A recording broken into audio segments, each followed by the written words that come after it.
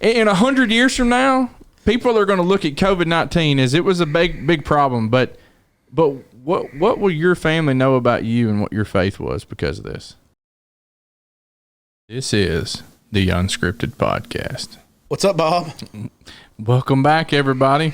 We went from jingle bells to COVID spells. I can hear it in your lungs. So infected. Yeah, this infected. Yeah, so this is a quarantine version of the Unscripted Podcast episode coming at you live from my basement. Yeah, that's right. I ain't got a basement, Bob. Yep. So if you don't know, I got COVID. I got COVID. Chris has got COVID. I got COVID. Ben's got COVID. But that's okay. Yeah. We're here to talk about the Lord, and we're just glad that we have this opportunity. So welcome everybody. Hopefully the Unscripted Podcast has done something for you over the last couple of years, and so or I guess the last year and a half. I think March was when we did the first one. March of 2020. Mm-hmm. Yeah. So we appreciate your likes and your subscribes and your comments. They really help our channel out. And also go over to you can check us out on Spotify, YouTube, Facebook, and so if you've ever had COVID, go ahead and hit that like and subscribe button. That's right. That's right. We certainly aren't minimizing COVID. The effects that it's had. I think just kind of speaking from my own personal experience, the first round I had with COVID in January of 2021, that it hit me a lot harder than what this strand has. What is this called? Omicron, Metricon. Omicron. Yeah. Sounds like a what? Decepticon. Decepticon. They're what is it? They're using I guess Transformer names now for something like that. Yep. The next one is Optimus Prime. Optimus Prime. Mm-hmm. Yeah. But this is, I know that it's definitely very contagious or whatever, but we're hey, life goes on, and we're not afraid to preach the gospel, and if all three of us had it, so might as well do something productive with it, is our attitude.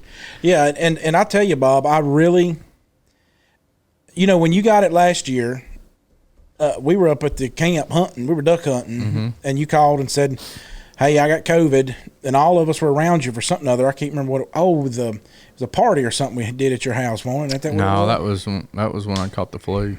Okay, well, anyways, that was so.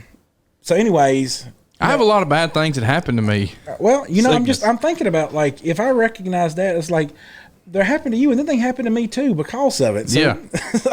But no, I'm serious. We went home and, I quarantined for a couple of days, didn't show any symptoms, and I just went on about my business. Went back to just trying to be responsible and, trying not to, just try to be responsible living, right? Mm-hmm. And then last week, y'all were gone to Kentucky up there, working on the disaster relief stuff. Mm-hmm. And then you come back, and we weren't even really together. But then we all end up with it. Yeah. And so then I have to go into You had it before me, too, just for the record. Okay. You felt bad Friday night. I didn't feel bad Saturday. You had it in Saturday. January.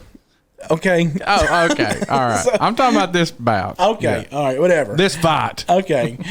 And I started feeling bad on Friday, but the Christmas Eve, and of course, Christmas Day, you got nothing, no options. I got up and watched the kids do their thing, and then I went right back to bed. Mm-hmm. And, but I tell you, it really gives you a new level of appreciation when you start thinking about all the shut-ins. Yeah. All the people that, like we want to go do something nice for, Miss Dorothy or somebody like that in the church. And because she's a shut-in, she hadn't been able to get out of the house. Right. And you think, like, I was shut up for 3 or 4 days, whatever it was, mm-hmm. and where I felt bad, or maybe 2-3 days, whatever it was, where I felt bad and didn't want to get out. And I knew for the next 4 or 5 days I couldn't go anywhere after that because mm-hmm. it was the irresponsible thing for me to do. And so, but I'm just about to go crazy. Yeah. I done pressure washed the house. I'm about down to cutting grass with scissors and a ruler. Yeah. I tell you what, I'm never going to retire. I'm just going to make that a stand right now. Like I'm never going to retire because, like, you catch COVID. Courtney's got me cleaning out the garage, cleaning out the sheds, moving furniture. And so there's no rest for the weary. I can't believe you're saying this because literally today I was, I hadn't really been paying attention to the market, but I was kind of looking at my retirement stuff a little bit, and I was thinking like, looking at my retirement strategies and everything, and I was like, after the last 4 or 5 days, I'm never retiring. Yeah, I am never. Being Chris has got so much money, he looks at retirement strategies. I'm like, if I got $1, hey, I'm a thousandaire. Yeah. What do you say? Yeah, you're sitting among wealth, Bob. That's right. I'm a thousandaire. I know. Ben, we've hit it big time. Oh yeah, we're sitting with Chris Donovan. Thousandaire. Big money. Chris, breathe. That's right. That's what everybody thinks about when they think about me is big money. Yeah, and so looking at COVID, I just there's a lot of people though, Chris, that are they're in fear, and that's one thing I know that me and you have talked about since this whole thing, and me and my wife have talked about it. We both have said, listen, if COVID takes our life, it takes our life. We have things set up for our children. We have life insurance, and so we've decided we're going to live life. And I want to point out one verse today, and hopefully this will help encourage some people. But 1 John chapter 4, and I'm sure, hopefully, I know you're thumbing through your Bible too. I'm sure you have something. But 1 John 4, verse 18, it says, there is no fear in love, but perfect love casts out fear, because fear involves torment. But he who fears has not been made perfect in love. Now, when you think about perfect, most of the times when you see that word, it's complete. And I don't want to. This is definitely not to throw stones at anybody, but it's to encourage people. But certainly, Christ, when he came to give us life, and that life is not necessarily here on this earth. This life here on earth is a test. And when we truly have the love of Christ living inside of us, I don't have to fear anything. No. And Bob, I really just want us to see Satan's hand in this. And what you're pointing out this great thing in that when Satan can steal your joy from you, I mean, he starts it by just squeezing it right out of your heart. And I want us to really think about some things today. And so I thought we could talk about 2 or 3 different things. I know we don't really talk about this, and I certainly don't want to be here forever, for 3 days talking about this, but might as well. We're see the light at the end of the tunnel, Bob. Yeah.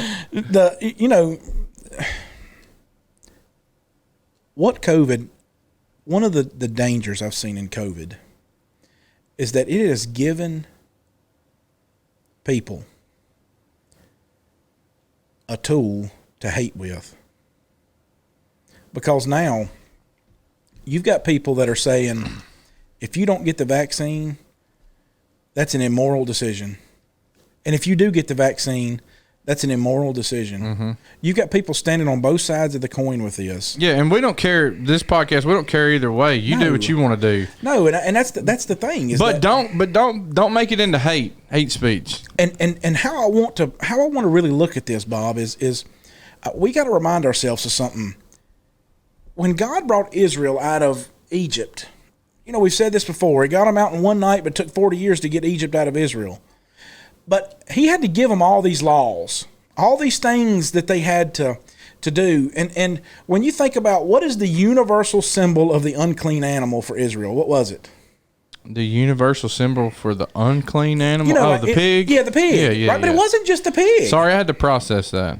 It wasn't just the hog. Yeah. I mean, it was everything that had a cloven hoof, right? Mm-hmm. So it was anything that God uses the hog as kind of the symbol. You got me? Mm-hmm.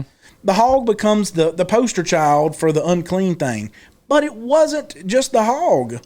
If you look at Leviticus 11, he kind of gives this outline of all these things that they could not eat, all these different kind of birds they could not eat, all these different kind of fish type animals, amphibians, whatever you want to call it, they could not eat.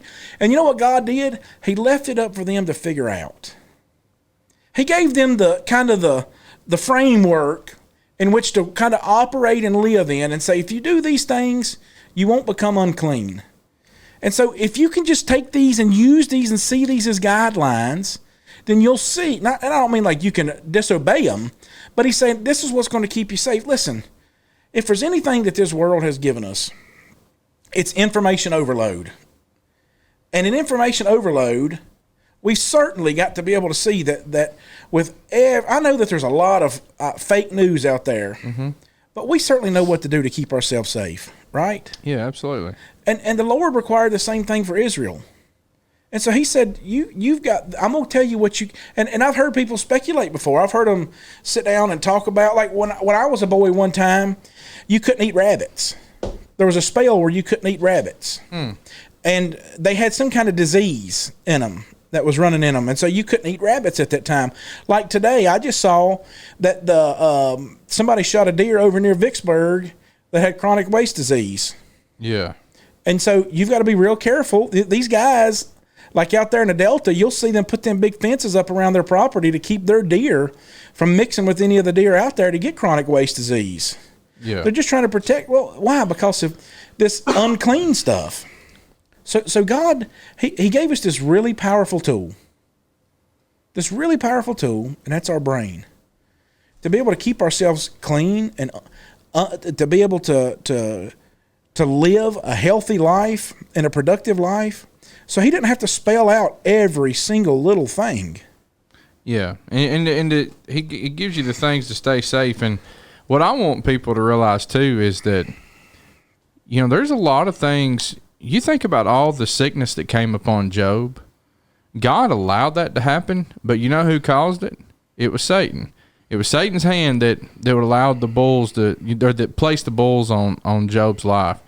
And a lot of people don't want to give Satan credit, but Jesus actually calls Satan the ruler of this world. And so Christ is the ruler of the kingdom of God. He's the ruler of the universe. But Satan right now, for a time, he's the ruler of this world. And so I think about in John chapter 12, Jesus talks about John 12:31. He says, now is the judgment of this world. Now the ruler of this world will be cast out. Satan's going to be cast out. And he says, and if I am lifted up from the earth, will draw all peoples to myself. So Christ needs to be magnified in everything that we do. John 14, he says in verse 30, I will no longer talk much with you, for the ruler of this world is coming, and he has nothing in me. It's hard for people to think about Satan ruling in this world, but I have zero doubt that Satan certainly wanted KW to get COVID at the end of 2021. You think about it. 19 of our 28 people didn't get to go to exposure. Yeah, I'm thankful for the 9 that did, and they got to go healthily as far as I know. But there's no doubt that Satan wants these things to happen. But it's not necessarily what happens in our life. It's how we deal with it. Say it, Bob. Just say it. Satan is not after the world. He's after the church. Amen. That's what he wants. And here's the blessing that we have is 1 John, where we were just at. He tells us, 1 John chapter 4 and verse 4, he says, you're of God, little children, and have overcome them, because he who is in you is greater than he who is in the world. Look what he says about him in John 8. In John 8, when he's talking about you, that's a perfect way to complement this, because in 1 John he says you're of God, you're God's offspring. Mm-hmm. And in John 8, he's talking about Satan's offspring. The Pharisees are saying, Jesus said, if you're my disciples, you'll know the truth will make you free. In verse 44, he says, he's talking to the Pharisees, the ones that are denying, well, we're of Abraham's seed, we're special people. And he says, no, you're not. You're not. You're of your father, the devil. And the desires of your father you want to do. He was a murderer from the beginning, and does not stand in the truth, because there is no truth in him. Now, we say that sometimes about somebody as that he's just eat up with lies, or he couldn't tell the truth if he was standing in there's just no way he could do it. Listen to the way Jesus uses this. When he speaks a lie, He speaks from his own resources, for he is a liar and the father of it. Jesus is really saying there that the devil is the source of all evil, all bad. He's using his own, he's depleting his own resource to do this. That's when you produce this kind of person, you're producing it from the resource of Satan himself. He's the one that rules. We live in a fallen world, and because of that, real bad things happen to people. People get COVID. I understand, and there's been a lot of people that's passed from this life because of it in the last year. Mm-hmm. And my personal opinion, this is not a professional doctoral opinion. I think that the mortality rate is probably higher than what they're saying. And the only reason it's not is because they needed the numbers. They wanted to show how many people were getting it, which actually drove down the percentage of people that were dying from it, because there's just so many people that they were testing and trying to get the numbers out there just to keep the hype up. It was all a way that Satan could attack us. Yeah, Satan will use all these situations, and he'll use it. I mean, I'm so sick of it. Literally, I mean, even before I caught it, it's all that people talk about now. What do we talk about pre-COVID? Because either somebody's talking about a virus, a vaccine, or who's got it, who doesn't have it. Politics. Or something about it in the media. And I'm telling you, Satan he's sitting over there and he loves it. And that's what we talk about in the church. Don't you remember we used to go to the store and I'd say, hey, I didn't see you Sundays. Like, yeah, I'm sick. And you say, well, yeah, my young'uns have got it too. It must be something going around. Yeah, I know it. And you shake your head and go on. Right. And now it's like a cold. That's right. Somebody's got to sneeze. We look at them sideways now. That's right. And I've heard people from, because we have a lot of friends and there's a lot of people in the church. I've heard people tell me, well, it seems like the people who are struggling with this bout of COVID are the ones that weren't vaccinated, and then there's other people who are saying, well, it seems like the people that are catching it are people who are vaccinated. I know people that are vaccinated and people that are unvaccinated that both have been laid up in the bed with this bout of COVID, and I know people who are on both sides of the fence who have not had any problems. So, but the thing is we talk all those about are opinions. All those are opinions, and that's what Satan wants to use. That's right, because he can't use truth. Yeah. He cannot use. You know what he can do is he can twist the truth into a lie. That's what he did. That's what he did with. That's why Jesus said he's a murderer from the beginning. Yeah. He just twisted truth into a lie. So what we got to realize is that it is real. We live in a world that's fallen. This will always be here. Let's take a little break. We'll come back and talk about it again in a minute.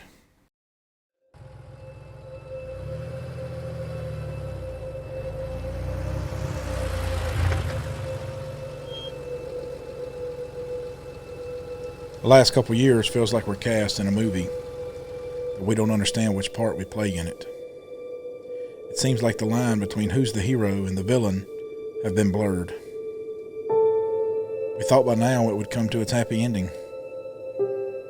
I suppose that's because we're looking at life like it's a short sitcom, when really, it's an epic tale. We really just needed to look down the road farther, and who we are right now doesn't define us. Who's really been directing our path then? It's time we consider the source.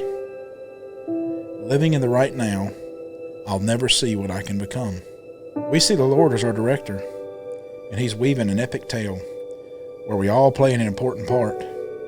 My short-term losses, he turns into long-term gains. You've listened to all the rhetoric, and you've tried all the fads, and nothing worked. Because all those things were focused on the momentary. It's time to have an eternal vision, and your story can start with us today and finally become the new you in 22. All right, we hope that you like that video, and hope that you can have the new you in 22. And well, that's just a blessing about really a new day, is that you get that new chance. And so in a world that is, I mean, it's an infected world, Bob. Mm-hmm. The whole world is infected. And you think about that, man, I don't want to minimize the problem. I don't, because I know a lot of people have suffered from it and have had their loss. And I want people to understand that we've got to be able to see beyond this. We've got to be able to see beyond this life and see beyond the problems that we're going to face right now, because these are just momentary things. I know of actual families, Bob, that are so divided now that they will plan vacations without other parts of their family knowing it, just to exclude them because of it. Yeah, listen to this verse. It says, they are of the world, therefore they speak as of the world, and the world hears them. But we are of God, and he who knows God hears us, and he who is not of God does not hear us. By this we know the spirit of truth and the spirit of error. So when he talks about that's 1 John chapter 4, verse 5 and 6. And verse 4 is what we read a minute ago. You're of God, little children, and have overcome them, because he who is in you is greater than he who is in the world. And this is the victory that has overcome the world, 1 John 5, verse 4, and that's our faith. And so your faith is what's going to allow you to overcome the things of this world. And your faith comes by hearing the truth, hearing by the word of God. So for so long, Satan has had us, all that we talk about is things that relate to COVID-19. And I just can't wait till, I just can't wait for the days that I would have swore up and down that it had the word COVID not been in our vocabulary 2 years ago, prior to exposure. I would have said, man, I got a head cold, and we're just going to push through it. We're going to go on. Well, that head cold that you catch today was once a virus that was a plague that took out a whole lot of people. Yeah, I mean, I read somewhere that the Russian flu of 1890 that killed millions of Russians is now basically just another strain of the common cold. We've probably all gotten it. I mean, the virus has to mutate. Yeah. It can't, if it kills off all its hosts, right, then it can't survive itself. And when we hear the word mutate, we think, wow, that's a scary word. But really what it does is the virus will weaken itself so that it can survive. That's so a mutation. Right. And we're not talking about some kind of evolution. That is programmed in its code. Yeah. It's still remaining the same. Yeah. And so what we got to realize is that in 100 years from now, people are going to look at COVID-19 as it was a big problem. But what will your family know about you and what your faith was because of this? What lesson are you teaching your family about the church? What lesson are you teaching your brothers and sisters about the church with this? What is the thing that if COVID has done anything for us, Bob, it's finally separated the wheat from the chaff in a lot of ways. It's allowed some people that were playing church to just quit altogether. And that's a sad thing, and I'm sorry. But they were already hanging in Satan's clutches, and we want them back so bad. Mm-hmm. But they've got to let go. They've got to let go. They finally used this COVID-19 as a way to slip out the back door when they were already gone anyways. I mean, what a blessing it is for us to know that God, he knew, like when Israel, you take, for example, Matthew 8, when Jesus heals this guy of leprosy.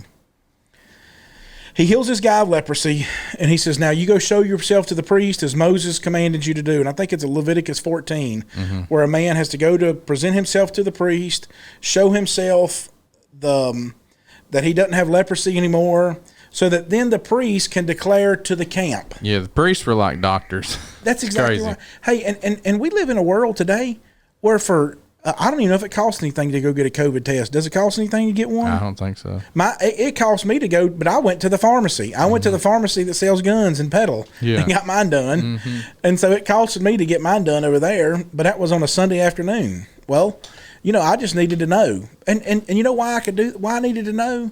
So I know whether I was sick or had it. Keep people safe or not. To keep people safe. Mm-hmm. And so the Lord doesn't want us to live like willy-nilly lifestyles where it's just throw caution to the wind and kick our heels up and go. That's foolishness. Mm-hmm. He wants you to he wants you to live a life of calculated understanding the risk that you're in. Do you know that people at one time, they didn't know what would happen if we traveled faster than 60 miles an hour? They didn't know these are questions. They thought literally there was a great debate amongst scientists that when they let off the first nuclear bomb, they were not sure. These were smart people, genuinely smart people concerned that they thought when they let the first bomb off that it would burn off the atmosphere. Mm. If it burns off the atmosphere, then in a generation we're all dead of cancer. They didn't know. That they just speculated on, and so we've got to realize that we will definitely outlive this virus. Yeah. Because here's the one thing that is certain. The Lord will not destroy the world with a virus. That's right. He promised us that next time he's going to destroy it with fire. And so that the virus will not destroy the world. And so that we know one thing for sure, we will still be there on the other side of this virus, and we'll be able to look backwards and determine and see where our priorities really were at. Because the Lord made the church to survive. And it made the church to thrive. And all the challenges, all the problems that's come down throughout the ages, this is just the newest one. And we can get through this too. And it's a blessing. You know, I'm thankful that we've got 30 people in the church here that have got it. And there's been nobody that's been hospitalized, nobody that's been really, I mean, a lot of us have been uncomfortable, you know, and been sick. I'm day 5 of COVID right now. You're day 5. I'm at the airing of this, or the time of the recording of this. I'm 7. I'm technically out of quarantine right now. Yeah, according to the new standards or whatever. Yeah, because I got the infusion thing done, and so day 7, you know, you're technically outside of the with the guidelines that they put out. I'm technically outside of quarantine now, so I'm not. I can't even really give it anymore. All right. Way to go, Chris. Let's go, Chris. You made it. Yeah, good job. And I guess you're out too, right? I am. Yeah. I am. So I'll think about this verse that 2 Timothy 1 and verse 7. For God has not given us a spirit of fear, but of power and of love and of a sound mind.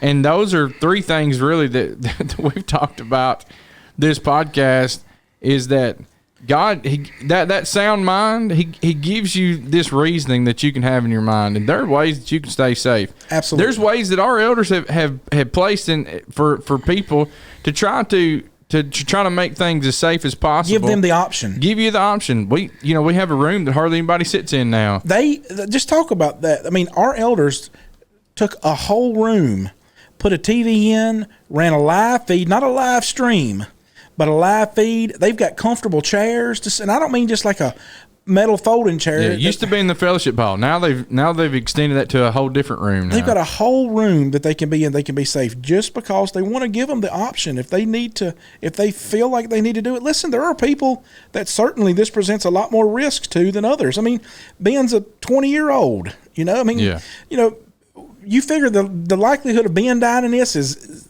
0, right? Mm-hmm. The likelihood of me dying from it is a little bit more, but it's virtually non-existent at statistically speaking. And so the reason why our elders have done this is because we understand that there are risks.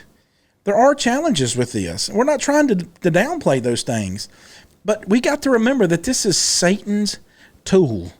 He can use it, or we can use it.